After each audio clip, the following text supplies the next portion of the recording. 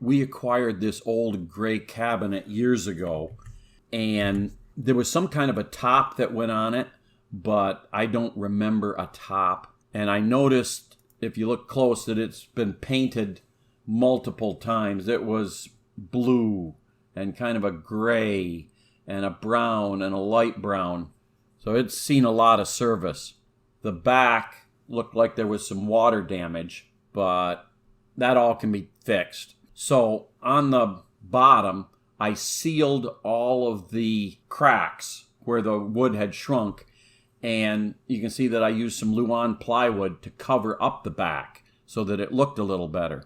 Then I took some 2x4 and I'm making a base so that it can set on the floor and have a little kick plate. And here I am banding the base in some hobby wood that is maple, because there's a lot of maple in the kitchen. And there's the completed base.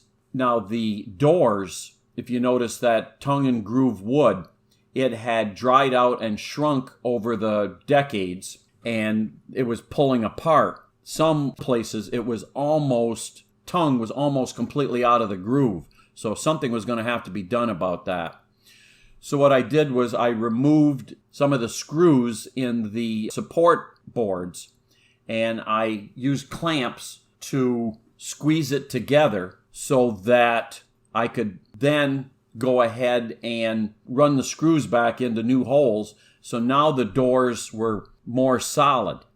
But the problem is now the doors are too narrow. The stile that's in the middle where the latches were, there's now a gap.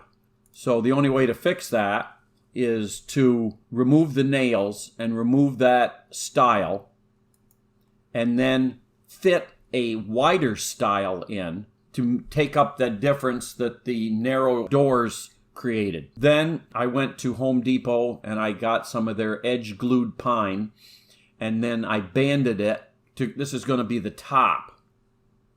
Inside I primed everything, and the doors, now that they've been repaired, they were all primed.